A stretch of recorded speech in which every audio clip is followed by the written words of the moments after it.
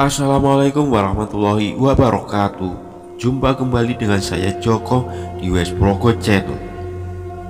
Kali ini kita akan melanjutkan cerita yang berjudul Rusiana bagian 3. Mataku terus terpejam, tak ingin kulihat wajah Rus yang tertutup rambut panjangnya. Hembusan angin perlahan menerpa wajahku.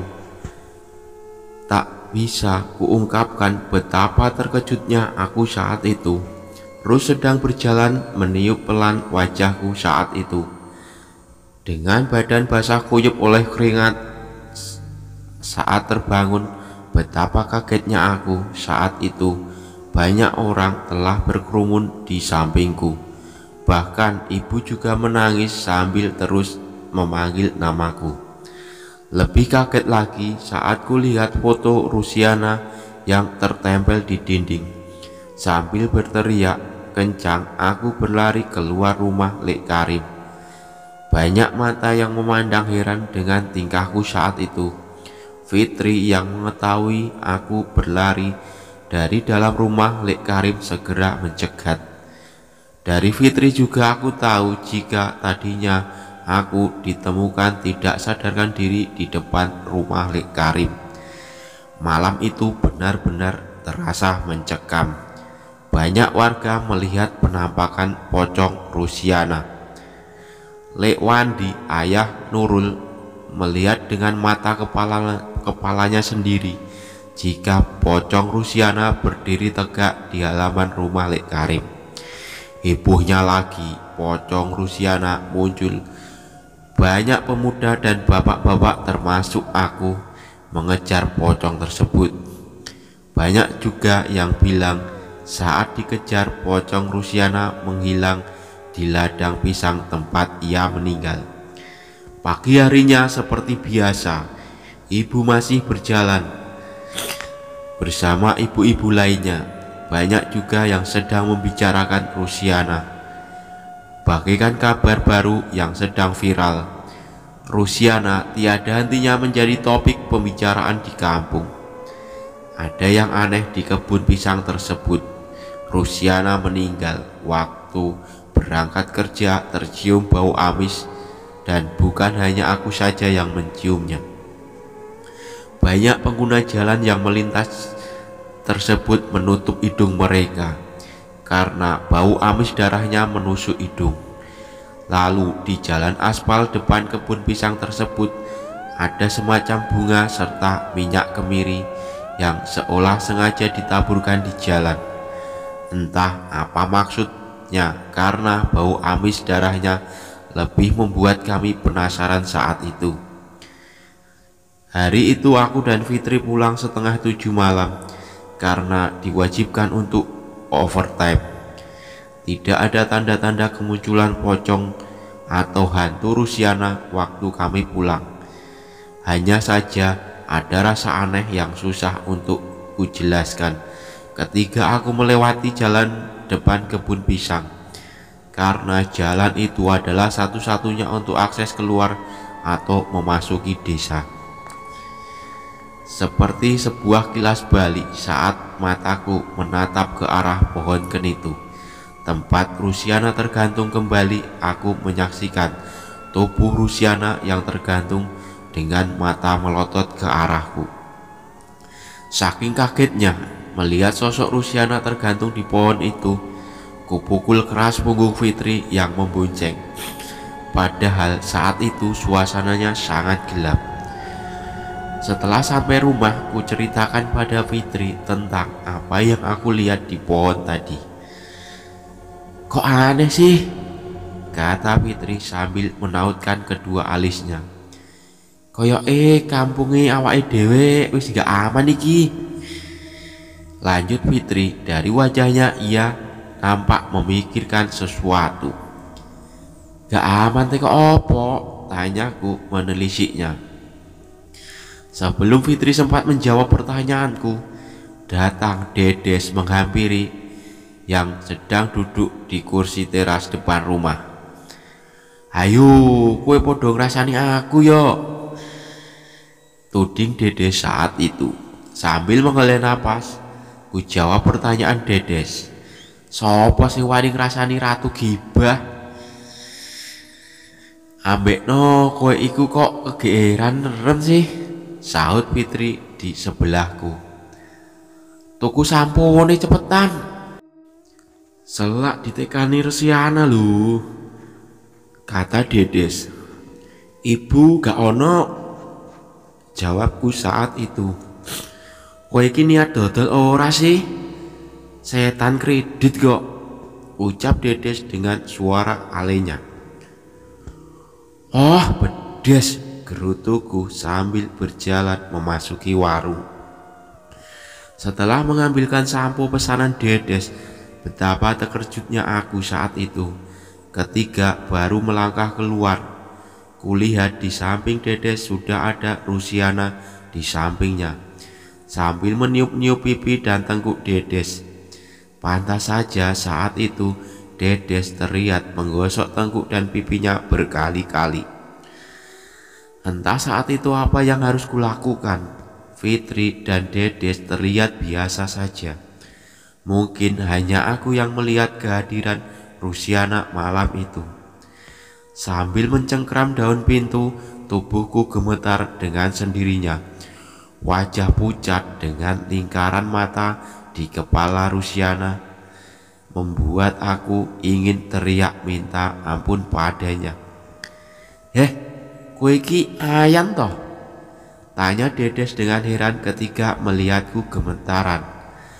Rin, awakmu ki apa toh? Tanya Fitri yang melihatku sedang ketakutan. Rusiana, jawabku sambil menunjuk ke samping kanan Dedes. Saat itu juga Fitri dan Dedes menoleh ke arah yang kutunjuk. Setelah itu mereka berdua berteriak kencang bersamaan.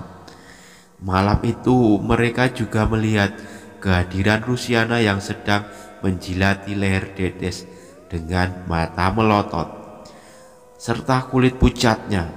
Setelah kejadian malam itu, aku pingsan. Aku bisa melihat kehadiran mereka yang tak kasat mata. Bunyi detak jarum jam di dalam kamar. Beberapa menit yang lalu aku bangun dari tidur dengan keringat membasahi dahi dan leher. Setelah jatuh pingsan karena melihat arwah atau lebih tepatnya hantu Rusiana. Tidak ada yang kulakukan selain duduk meringkuk termangu, mengingat wajah pucat Rusiana. Jam masih menunjukkan pukul 2 dini hari ketika aku bangun saat itu. Seluruh badan ini rasanya sangat letih serta lemas. Perlahan kurai selimut tebal untuk menutupi kaki yang terasa amat dingin. Kuseka perlahan bulir keringat dingin di kening sambil memandangi sekeliling kamar. Saat itu aku merasa ada seseorang yang sedang mengawasi. Entah dari mana sosok tersebut mengawasi diriku, kadang dari lemari pakaian, kadang dari pojok samping pintu kamar, karena di situ tempatku mencantolkan pakaian yang masih bersih setelah kupakai. Angin berhembus semilir dari luar rumah. Terdengar suara dedaunan kering terterpa angin. Di kamar ada satu jendela kaca berukuran lumayan besar. Lewat jendela tersebut dengan gorden kamar yang sedikit terbuka, kedua bola mataku menatap ke arah keluar, tepatnya di bawah tiang listrik dekat pohon jambu milik Pak Giman yang tumbuh di halaman rumahnya. Awalnya samar, tapi saat kupincangkan mata tepatnya di bawah pohon jambu itu, sosok gadis berkaos merah yang tadi kukira adalah bayangan tumpukan jagung kering yang ditutupi terpal semakin memperjelas jika sosok itu benar-benar seorang wanita. "Rus," ucapku lirih ketika wajah sosok wanita yang tidak asing bagiku. Dia Rusiana. Saat itu sedang duduk di kursi kayu di bawah pohon jambu milik Pak Giman, sambil menggoyang-goyangkan kedua kakinya yang tidak napak pada tanah. Kedua mata sayu milik Rusiana terus menatap ke arahku. Aku hanya melihatnya dari balik jendela kamar tanpa bisa menggerakkan badanku. Sampai leherku terasa sakit karena menoleh ke kiri terlalu lama. Di kota asalku Malang, bagian selatan, tepatnya di Kecamatan Pagak, jika dini hari pasti muncul kabut tebal. Bagi aku sendiri, fenomena kabut tebal sudah terbiasa. Tapi yang lebih luar biasa lagi adalah sosok Rusiana, yang tadinya duduk di bawah pohon jambu air tiba-tiba menghilang bersama kabut tebal tersebut. Tidak beberapa lama terdengar kumandang azan subuh. Kurebahkan lagi badanku di atas kasur sambil menatap langit-langit kamar. Sosok Rusiana terus terbayang di dalam pikiranku. Kebanyakan orang beranggapan bahwa orang yang mati secara tidak wajar menjadi arwah penasaran dan terus bergentayangan selama 7 hari atau bahkan 40 harinya. Tidak bisa kubayangkan jika Rusiana akan terus datang pada malam hari dan menghantui siapa saja termasuk diriku selama 40 hari setelah ia meninggal. Padahal baru 3 hari yang lalu dia meninggal sudah membuat gempar sebagian tetangga, apalagi desas-desus tentang kematiannya. Lampu ruang tengah menyala, pertanda ayah dan ibuku sudah bangun dan bersiap untuk ke musola. Pagi itu mereka tidak membangunkan aku, meski sebenarnya aku sudah bangun. Tapi untuk pergi ke musola rasanya badanku terasa lemas. "Rit, tangin duk, sarapan jam 8 lho." Suara ibu membangunkan diriku. Mendengar jam 8 tubuhku refleks bangun dari posisi tidur, karena waktu berangkat kerja sebentar lagi. Buru-buru aku memasuki kamar mandi, lalu segera meraih sikat gigi beserta pasta giginya. Tanpa mandi terlebih dahulu, yang penting cuci muka agar terlihat segar. "Ten Andi?" tanya ibuku dengan suara lirih sambil melihatku penuh keheranan. "Kerja lah," jawabku hampir terbata. Baru ku ingat jika minggu ini waktu kerjaku shift sore. Hampir saja aku panik karena takut terlambat kerja. Tiba-tiba datang Pungki mengabarkan jika Nurul meninggal dunia. Aku dan ibu mendengar berita tersebut langsung kaget secara bersamaan.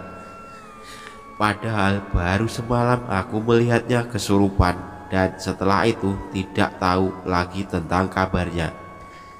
Karena mendadak pocong yang menyerupai Rusiana muncul dan memporak-porandakan kami yang berkerumun di depan rumah Nurul. "Innalillahi wa inna ilaihi rajiun," ucapku serempak bersama ibu. Kemudian ibu yang tadinya hendak membuka warungnya mengurungkan niatnya. Lalu saat itu juga ibu mengambil jilbab dan langsung pergi ke rumah Nurul. "Kapan mati nih?" tanyaku pada Pungki saat itu. "Sik tasiki mau, Mbak," jawab Pungki lesu. Dari wajahnya terlihat kurang tidur semalaman. "Sopo sing wis nek kono?" tanyaku kemudian. Kematian Nurul sama sekali tidak terduga oleh kami.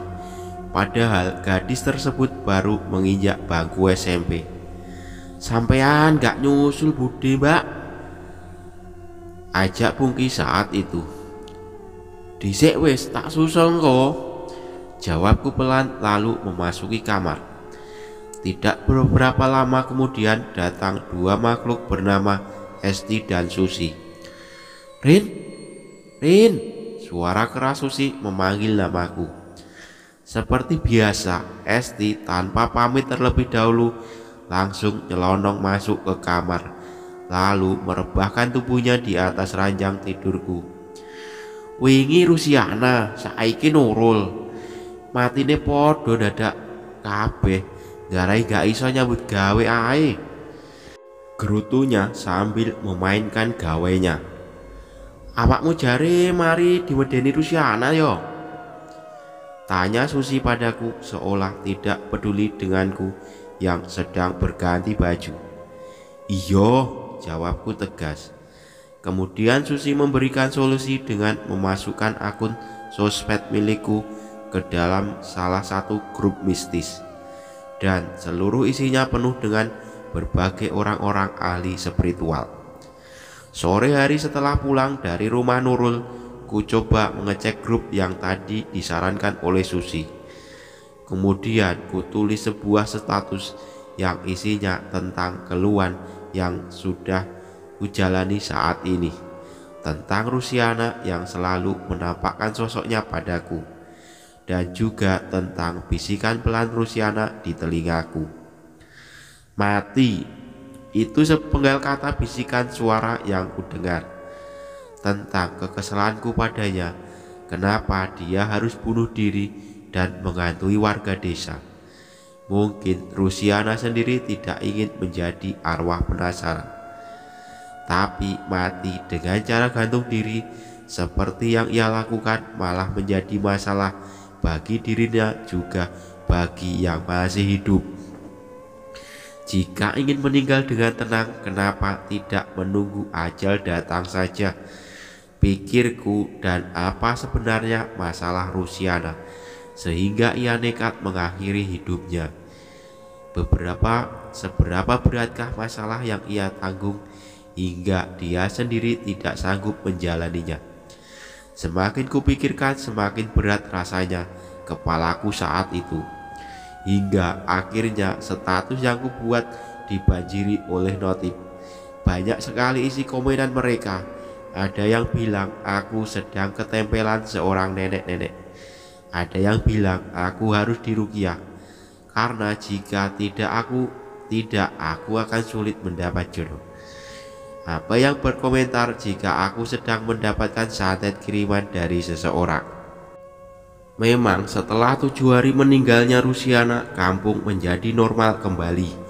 Kami melupakan kehadiran sejenak Rusiana, tidak pernah menampakkan wujudnya kembali. Tetapi dengan kejadian tersebut, aku mulai sadar jika mereka yang tak kasat mata memang ada. Dan kalian tahu apa penyebab dia bergentayangan? Ternyata ia meninggal dibunuh oleh seseorang. Kenapa aku tahu? Karena sejak saat itu aku merasakan kehidupan sehari-hari yang kujalani terasa berbeda. Karena aku bisa melihat mereka yang tidak kasat mata. Hampir saja aku stres dan putus asa dengan yang kualami. Karena setiap malam, bahkan setiap waktu, Rusiana selalu datang padaku untuk meminta pertolongan. Memang dia menunjuk seseorang yang telah membunuhnya, namun hal itu juga membuatku merasa tertekan. Bagaimana tidak, aku tahu pembunuh Rusiana, namun tidak bisa langsung menuduh tanpa adanya bukti yang kuat. Ditambah lagi dengan munculnya berbagai makhluk lain di kehidupanku, tentu saja membuatku semakin terlihat aneh di mata orang lain. Dan tidak ada seorang pun yang mempercayai diriku, bahkan keluargaku sendiri. Mengenai bagaimana aku bisa melihat mereka yang tak kasat mata, bisa ketika Rus meniup kedua mataku. Ceritanya saat itu 7 hari terakhir Rus menghantui desa. Dia datang di setiap rumah warga dengan wajah pucat. Ditambah lagi yang membuat kami ketakutan adalah dia berjalan pelan menghampiri rumah-rumah, lalu mengetuk pintu setiap rumah. Rambut panjang dengan kepala tertekuk ke samping kiri layaknya tulang leher yang patah. dan malam itu dia mendatangi rumahku. Sekitar pukul 1 dini hari dengan suhu udara yang sangat dingin. Aku terbangun karena kurasakan selimut yang kukenakan seperti ditarik ke arah bawah. Saat itu selimut tersebut kembali ditarik ke bawah. Kejadian terus berulang-ulang hingga akhirnya aku bangun lalu mengutuk siapa saja yang telah menarik selimut. Tanpa pikir panjang lagi, aku melanjutkan tidur karena kantuk tak bisa kutahan lebih lama lagi. Namun beberapa detik aku memejamkan mata. Terasa yang aneh di tempat tidur malam itu. Posisinya saat itu aku tidur sambil memeluk guling dengan seluruh badan tertutup selimut tebal. Tiba-tiba beberapa helai rambut mengganggu di wajah. Risih, awalnya kukira itu adalah rambut milikku. Namun ketika kembali kusibakkan rambut tersebut seperti tidak ada habisnya. Untuk terakhirnya jemari tangan menyentuh rambut tersebut baru terasa berbeda. Lebih kasar serta sangat lepek dan tentunya sangat tebal dan panjang. Baru kusadari ternyata rambut tersebut bukanlah milikku. Sadar bahwa ada yang janggal, aku tidak berani membuka mata saat itu meski jantung sudah berdetak tak karuan. Dingin, amat dingin yang kurasakan saat itu. Guling yang semula menemani tidur setiap malam secara tiba-tiba berubah menjadi sosok tubuh manusia. Meski tidak melihatnya secara langsung, namun dari bentuk lekukannya dapat kupastikan jika itu adalah tubuh manusia dengan suhu badan yang teramat dingin. Hembusan napas berat dan pelan dari belakang yang terasa dingin membuat aku terkejut seketika. Mataku terbuka, namun lebih terkejut lagi karena saat tahu jika dugaanku ternyata benar, bahwa guling yang kupeluk berubah menjadi Rosiana. Seluruh wajahnya tertutup oleh rambut tebal, hanya menyisakan kedua bola mata yang menatapku dari celah-celah rambut. Seluruh tubuh terasa lemah. Seketika itu muncul juga, namun getaran di badan mulai muncul akibat rasa takut yang terus terpupuk oleh kehadiran Rosiana. Mental seolah ditekan sampai ke dasar, sehingga yang bisa kulakukan hanyalah diam dalam kepasrahan, menyerahkan semuanya pada Sang Pencipta. Adalah satu-satunya yang bisa aku tempuh. Bantal yang sudah basah kuyup oleh air mata dan Rosiana masih menatap ke arahku. Dua bola mata yang menyisakan warna putih dengan banyaknya guratan merah yang menjalar pada kedua mata, membuat ngilu hati pada siapa saat itu. Posisiku sama sekali tidak bisa bergerak ataupun berteriak memanggil bantuan. Penyesalan mulai menghampiri diriku saat itu. Jika saja tadi aku menuruti kata ayah, mungkin Rosiana tidak akan datang lagi. Jika saja aku membaca doa terlebih dahulu sebelum tidur. Air mata terus keluar tiada henti dari kedua pelupuk mataku. Bibir bergerak terus menyebut asma Allah dengan mata terpejam erat. Pada akhirnya dia memang menghilang, namun hanya sekejap. Saat badan yang letih, kupaksa untuk bangkit lalu menghampiri ayah. Di kamar mereka, siapapun jika berada di posisiku saat itu juga akan melakukan hal yang sama. Tidak ada orang bodoh yang ingin mengulangi tidur di tempat yang sama, meski itu adalah kamarnya sendiri. Begitu juga diriku. Saat itu aku lebih memilih pergi ke kamar dan bergabung dengan ayah dan ibu.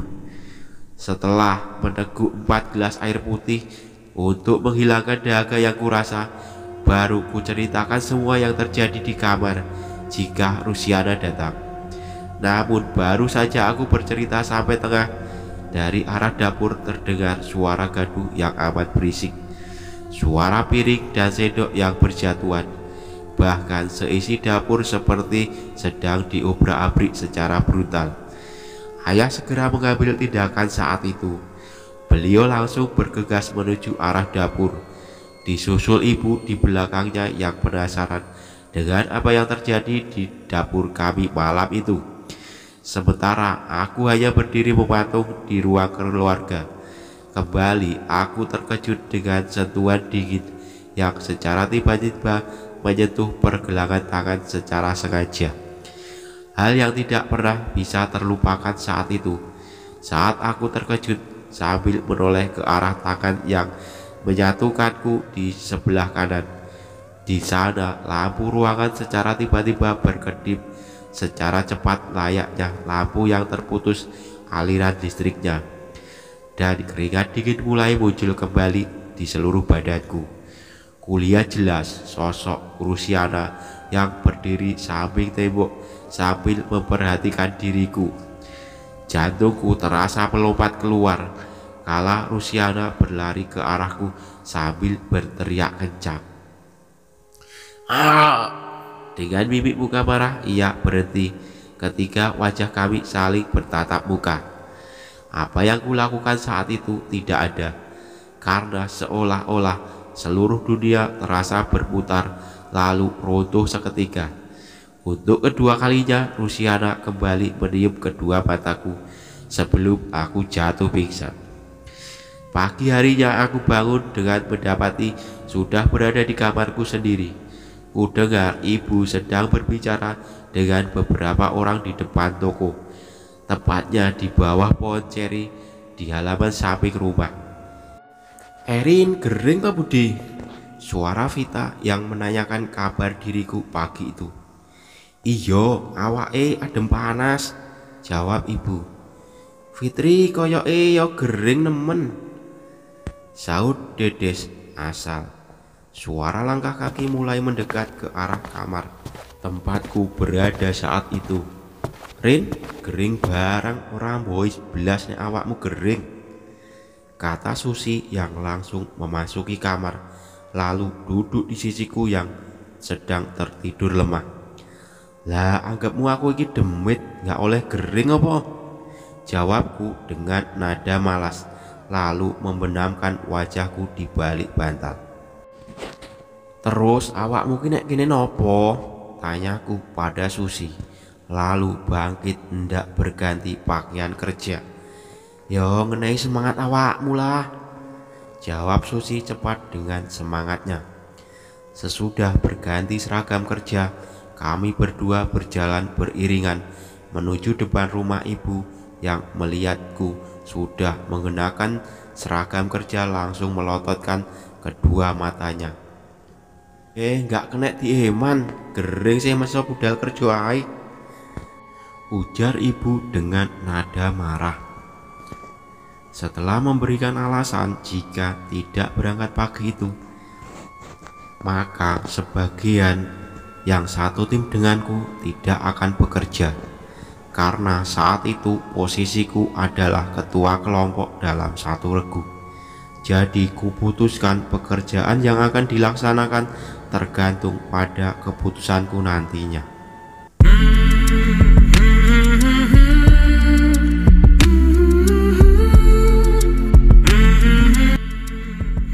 Oke, sampai di sini cerita dari saya. Nantikan episode kelanjutannya. Jangan lupa subscribe, like, share, komen, dan bunyikan tanda lonceng